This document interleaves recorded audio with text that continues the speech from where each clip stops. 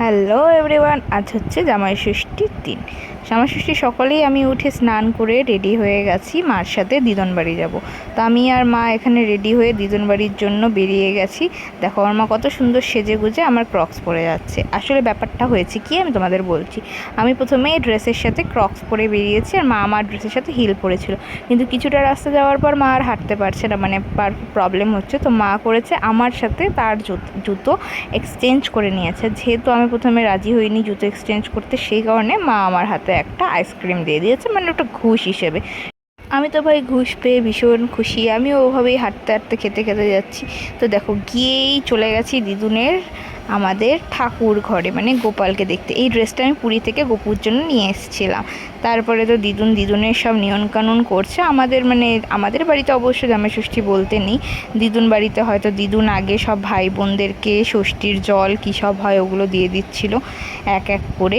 এবার দেখো আমার ভাইয়ের আবার এই সমস্ত দিকে খুব লজ্জা, ওর মনে একটাই কষ্ট, ওর শ্বশুরবাড়ির থেকে তো ওকে ডাকলো না। যেহেতু ক্লিপগুলো অনেক বড়, সেই কারণে আমি ক্লিপগুলোকে একটু ফাস্ট ফরওয়ার্ড করে দিচ্ছি, যাতে সবার ক্লিপ ওঠে, সবার ক্লিপ যেন তোমাদের সাথে আমি শেয়ার করতে পারি।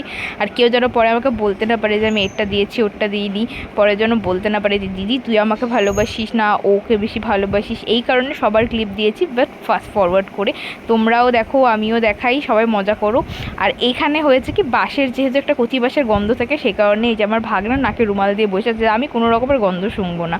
তারপরে তো চলে আসলো বাবা মাকে বরণ করার পালা। তো বাবা মাকে একসাথে ওই কী ষষ্ঠীর কী বলে একটা, আমি ঠিক জানি না, তো ওটা করে নিল। করে নেওয়ার পর তারপরে মামা মামি সবাইকে একসাথে করে নিল, মানে জোড়ায় জোড়ায় যাদেরকে বলা হয়। আমারটাও হয়েছে, আমার ক্লিপটা আমি তুলিনি, কারণ আমি তখন নাইটি পরেছিলাম আর আমি মেকআপ করিনি। আর পুরী থেকে আসার পর আমি ভীষণ কালো হয়ে গেছি। তো আমি চাচ্ছি মানে নিজেকে একটু দূরে দূরে দূরে দূরে রাখতে, যাতে আমি কারোর সাথে আমার চেহারাটা শেয়ার করতে পারি। এখানে একটা দারুণ মজার বিষয় কি, আমি যখনই যেখানে যাচ্ছি না কেন সবাই আমাকে কালু কালু বলে খ্যাপাচ্ছে, কালু কালিয়া কালু কালিয়া, যে কারণে আমি তোমাদের সাথে শেয়ার করছি না। অনলি সেলফি ক্যামেরাতে দেখাবো নিজেকে, ব্যাক ক্যামেরাতে আমি দেখাবো না। এরপর চলে আসলো আমার ফেভারিট পার্ট, মানে খাওয়া দাওয়ার পালা। খাওয়া দাওয়া ছিল সাদা ভাত, লাল শাক, স্যালাড, আলু ভাজা, পটল ভাজা, মুসুর ডাল, মুগ ডাল, গুঁড়া মাছের চচ্চড়ি, ইলিশ মাছ, মুরগির মাংস, খাসির মাংস, আর ছিল দই মিষ্টি। মানে এই সব ছাড়াও ছিল টক দই, তারপরে আইসক্রিম, আরও কিছু কিছু কিছু ছিল যেগুলো আমার মনে নেই, কিন্তু খেয়েছি সবগুলোই। আম, লিচু, কলা, দুধ, যা যা হয়।